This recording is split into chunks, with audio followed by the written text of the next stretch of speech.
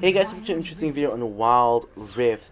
So I'm back with a Varus commentary guide. And we haven't done Varus in a while. The last time we did Varus, I think it was something like, the video was titled something like Don't Forget About Me, and this one is kind of in a similar vein where Varus is kind of really underrated at the moment, especially after Lethal Tempo was introduced and Stormraizer was buffed. He couldn't really use either. I mean, technically he can, but if you're going for like an attack speed 80 carry and that kind of build, there are a lot better options than Varus. So basically the only way to go for Varus at the moment is going for the Lethality Varus, where you take Summon Airy as your Keystone rune, and then you go for the build of Manamune into Yomu's Ghostblade, Seralda's Grudge, Edge of Night, and finally GA. So that is sort of the build that Varus still goes for, and his build hasn't changed in like months. Like it's been like maybe almost a year now ever since like Lethality Varus was found out to be good, and pretty much that's been his default build all this while, and he never really goes for anything else. So now, even though Varus is, I think I ranked him in the A tier for my tier list, I genuinely feel that every single ADC, even Ashe and Misfortune, who I consider the two worst ADCs, I believe every ADC has a place in the meta, and I really feel that depending on your team comp and the enemy team comp, there's always a situation where a certain ADC would be good. Like for example, if like I have like an Amumu and a Diana on my team, MF is still going to be better than picking some other ADC most likely. So I really believe that Varus is still really strong in his own way. So personally, this match, the main threat I have to me is of course Zed, who can easily assassinate me, and I also have of course a lot of people who can get onto me like Master Yi and Malphite. So it is a really difficult match to play Varus. However, I did decide to pick Varus because I have a Singed, Vi, and Katarina on my team who are all going to be going in while I'm staying in the backline. So I did think that it was going to be a lot more likely that they're going to be targeting one of those three champions than me. But of course, when it comes to something like a Zed, he can still really easily get to the backline and assassinate me, which is why of course I'm going to have to pick up the Stasis Enchant ASAP. So this team is also relatively tanky. We have a Malphite and a Garen, and in case you guys didn't know, Varus is actually a really strong tank shredder because on his W passive, you actually do percentage health damage. So you're actually surprisingly strong against tanks, and even if you ult the tank, you can still shred him by a ton and hopefully spread the ult to other champions. So Varus, I believe, is pretty strong in this comp. The ult will also stop a Garen or a Master Yi from running at me, so or a Kai'Sa from ulting me. So basically, I feel that Varus is alright in this comp. So Varus, of course, does have mana issues at the very start of the game before you pick up your tier, but now that I have picked up my tier, it's gonna be a little bit better. Although throughout the game, Varus is pretty much the most spell dependent ADC in the game, because your main damage comes from your arrows, even more so than something like a Lucian, who can still go for a more auto attack focused build, which is the popular Stormraizer build at the moment. But on Varus, he really kind of only depends on his spells. Like his auto attacks do really not too much compared to any other ADC. So your main damage is really your arrow. The good thing about that is it is long range, and it can hit multiple people at one go. The bad thing about that, of course, is you have to actually aim, and it's not so good when people are really close to you. So anyways, we have talked a lot about Varus and the team comps. We haven't really talked about the lane. So this lane, we are Varus and Nami, and we're up against Kai'Sa and Malphite. So this is a pretty good lane for us because Kai'Sa has really low range, so she should never really be in range to attack us. Of course, when we go up to CS, she can hit a couple of Qs or maybe an auto on us, but more or less it should be just us poking her down from afar. And same goes with Malphite. We should be the ones poking Malphite down from afar. Of course, Malphite does have that point and click Q, so sometimes he will be able to land some poke on us, especially when we get close, something like that. Although he did not target us, he targeted the Nami instead. But there would be situations like that where you do get into Malphite's poke range and you do eat a little bit of poke, but by and large it should be fine. Like this lane shouldn't be too difficult. Here in comes Malphite and Master Yi. I ult them immediately. It transfers onto Master Yi. I managed to get off a full charged arrow on them with the W on and nearly killed both of them, and unfortunately I missed that arrow in the back end, which would have killed the Master Yi, I believe. But they did fail their attempted, not really even a dive, because we weren't exactly under the tower, but they did feel that attempted gank on us. So we managed to blow the Malphite out as well as the Master Yi out, so that would not be available for the dragon, which is huge. So I did also use my Varus ultimate, but if you notice on the cooldown, it's already 3/4 of the way up, and by the time we reach the dragon, pretty much my ult is going to be up and available again, whereas Malphite and Master Yi does have a higher ult cooldown compared to mine, so they will not have their ult available. So here, having reached the dragon pit, you can see my ult is already up and available. One of the broken things about Varus is how short of a cooldown his ult is. I thought that his ult cooldown should have been nerfed a long time ago, but for some reason it was not. So anyways, here I wait for Kai'Sa to flash the wall, which she obviously does, and we manage to finish her off. Katarina picks up a triple and then a quadra. So Katarina already incredibly fed. I don't actually pick up any kills there, but I believe I picked up like 3 or 4 assists on that play, which is still fine. Getting Katarina fed isn't the worst in the world. Having her be 5 and 2 will basically allow her to destroy the enemy team. Of course, Katarina is a super duper snowbally champion, so I don't really mind the kills being on her rather than me. So here we have completed the mana mune. Of course, still gotta wait to evolve it to the mirror mana, and we also picked up the serrated dirk. So of course, the dirk did get nerfed quite a number of patches ago to give only 8 lethality compared to 10, but when you finally get your Yomu's Ghostblade, you will get 12, which is overall more compared to the 10 that it was. So we're still good in that aspect. So here we're basically back to the laning phase after having secured the dragon. Master Yi and Gang has of course gone to the top lane to go for the Rift Herald, and Master Yi actually picks up a triple and barely survives the encounter. Does pick up the shutdown on Katarina as well, so Master Yi is sort of going to become a problem because getting Master Yi fed is also kind of an issue for us because he can just run down our team basically. He does of course have the shutdown on Katarina as well. They also pick up the Rift Herald. But thankfully for us, plates have already fallen, so they can't really get too much gold out of the Rift Herald compared to if they took it much earlier on in the game. So here, nothing too much happening. Like basically, normally the ADC doesn't really rotate to the Herald. Normally only both supports rotated, but since Malphite didn't rotate, Nami didn't rotate as well. Here I flashed because I was actually predicting a Malphite ultimate on me, but he actually held his ult and didn't actually choose the ult in the end. So I end up just basically flashing out of danger still, but Malphite ultimate is still up, so I still have to be really wary of that. So now really nothing too much is happening. I'm basically just farming CS. Varus is one of those champions where like a Ziggs, Varus, or Ezreal, they're the kind that you can just leave in the lane and they'll just basically sit under tower and pretty much just wave clear, and pretty much you're safe because you do have the safety tool of your ultimate. So not really too easy to like just dive a Varus for free.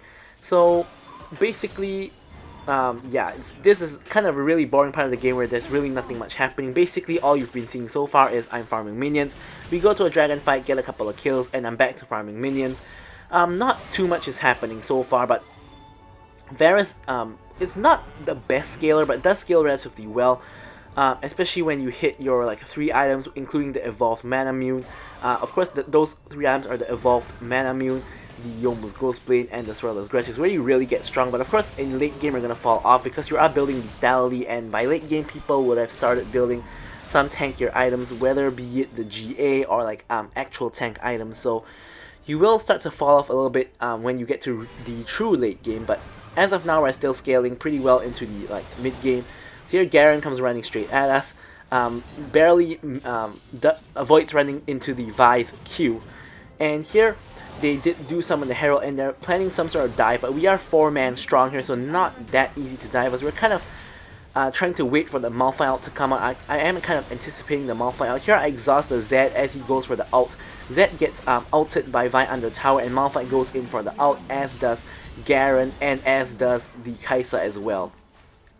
So here me and Nami actually managed to retreat to the second tier tower. I see the Master Yi coming, and I try to actually rush to the tier 3 tower, but Master Yi of course simply takes a few auto attacks to kill me, especially because he's fed. So not too much I really could have done there. Whether I stayed at the tier 2 tower or ran to the tier 3 tower, I would have died either way because they did have enough manpower to actually just simply just dive us under the tier 2 tower like what they did to the Nami. So here, however, we do have the respawns coming through from Vi, and Singe did recall and come over to the fight. So Katarina also got the respawn. So here in goes the Katarina, and barely manages to kill the Master Yi and get that 975 gold shutdown. So Katarina is actually really fed at this point in time. So as long as she doesn't do anything too reckless, she should be able to simply just carry the game for us, basically. But of course, you can never really rely on someone who's not you to carry you. So of course, I'm going to only rely on myself. So I can't really expect her to play properly and not die, because we all know that random people on our team will always, not always, that's a little bit of an overgeneralization, but there's always a chance that they do something stupid, or they don't do what they should be doing, or they end up split pushing top lane when there's a team fight in the bot lane, that sort of deal. And so we basically, the game is still up in the air, basically. So the enemy team even has like a 6k goal lead on our team, like basically going to 7k now. So our team is still behind by all means, especially against that Master Yi. So here I'm going to pick up the red buff, and we're going to see if we can do anything to stop this dragon. Our team is not really in the best position to contest, because Nami and Singe are sort of getting zoned away. Here I try to go for the ult on the Master Yi to try to burst him out. Don't really end up doing too much damage to him. I see Garen coming in with the ultimate on the Vi, and I flash away, but I do still get clipped by the Garen's AoE on the ultimate. Vi does die, so obviously that basically means that there's no chance that we get the dragon, so I'm just hightailing it out of there, while the enemy team picks up the dragon and is probably now going for the Rift Herald. So now we picked up the Youmuu's Ghostblade.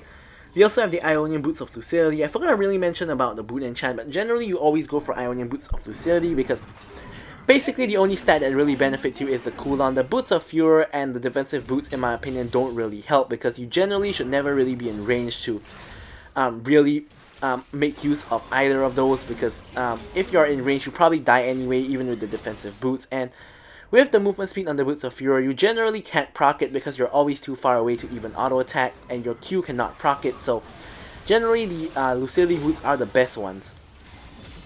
So here the enemy team did pick up the Herald and tried to go for tier 3. Garen greets for the tier 3 tower, gets basically chain CC'd and flung into the tower, and he simply just donates his life over. So a little bit of a glimmer of hope for us.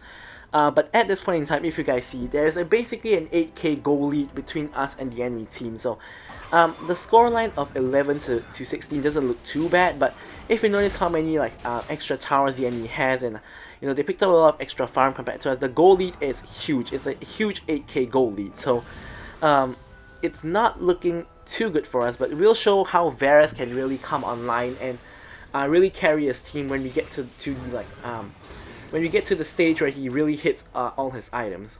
So here we see Zed running at us, so we basically just want to run away because he still has ult up and he can kill us. Instead he decides to go for the Nami, because basically me and Katarina are out of range, so he gets a little bit impatient, pops out on the Nami, and Nami barely even takes any damage from the ult itself. Either way, we are 5 men strong, trying to push down into the mid lane. Enemy team is coming in as well. I'm waiting for the Malphite ult, and there it is, Malphite ult goes in. I go for the root onto the Garen, let Katarina do her thing. Unfortunately, Katarina just dies instantly, and here I realized that my team is in huge trouble. We're in a 10k goal deficit, and I'm basically the last man standing. They can basically end the game here if I die, so I need to stay alive. I stasis so I don't get killed by the Zed. Zed and Mastery goes in. I actually pick up the double, picking up the shutdown, I believe, on the Zed. Yep, there we go. So this allows me to pick up more, get closer to my 3 iron powers. But here I don't heal up to full because I was trying to actually get back here to defend the mid lane inhibitor. But unfortunately for me, Kaisa does manage to pick up the mid lane inhibitor. But fortunately for me, we managed to take up 2 of the major carries of the enemy team, so they aren't actually able to end the game. So if the enemy team didn't actually misplay there and all die for me, I believe they actually could have just ended the game there, because I don't really have enough wave clear to really stop them from ending the game. They might have been able to force it before my team respawns. Would have been a tight one, but there was always a chance they could have won. So anyways, now of course we're gonna go back to farming, trying to get to that Seralda's Grudge, but we are already doing quite a bit of damage. Of course we have the Mirror Mana now, we have the Yomu's Ghostblade, and we're about to get ourselves the Serelda's Grudge. So we are in a relatively good spot at the moment. In terms of our build, that is, but in terms of our team, as you guys can see, we still have basically a 10k goal lead between the two teams, so we are in a spot of bother, to say the least. So here I'm trying to recall, I see Garen dashing at me, so I'm going to quickly run away. Yomu's does trigger, so I do have that little bit of extra movement speed to run away from him. Here my team comes over for the rotate, and we do get the collapse onto the Garen. Garen, look at that gargoyles with the Sterix gauge as well. Here I managed to get the root onto the Kai'Sa, chunk her out by a little bit. Malphite goes in for the ultimate, but unfortunately no follow-up from him. I managed to get the kill onto the Malphite. Here I'm stacking my passive onto the Garen, and I do get the kill onto Garen. Then I exhaust the Kai'Sa. Kai'Sa goes into stasis, but we still managed to finish off the kill, and I actually pick up a triple kill and go unstoppable. So here, of course, we really need to stay safe. We really need to kill the enemy team, and we really need to not get killed.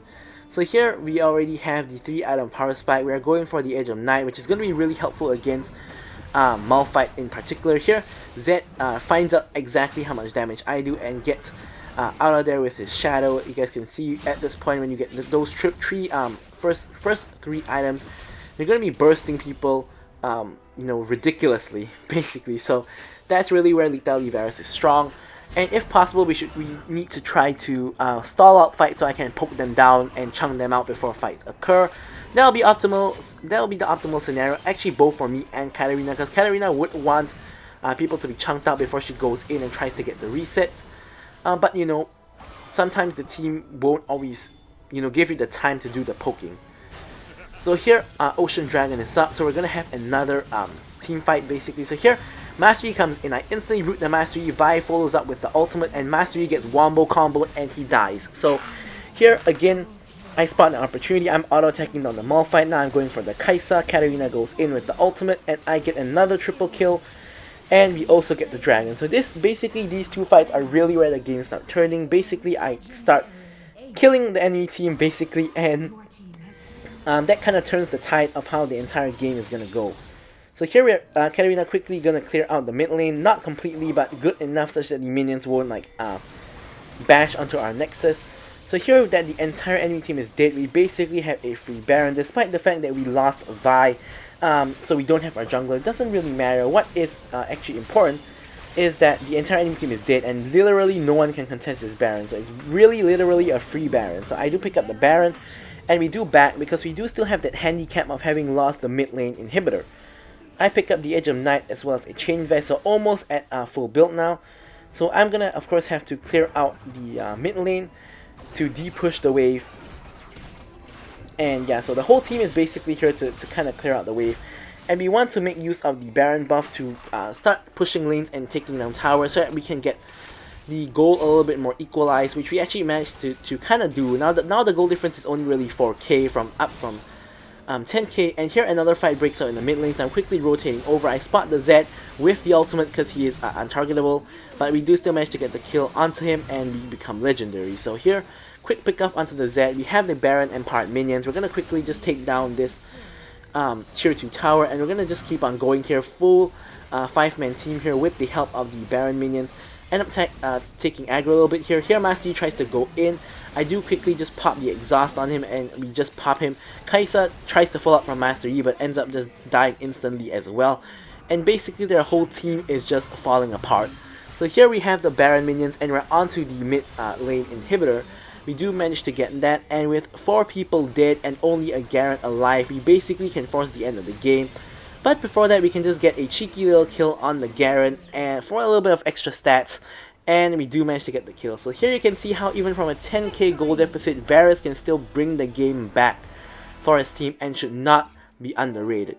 So anyways guys, as you guys can see, I'll leave you guys with the stats as usual. So thank you guys so much for watching the video, and goodbye.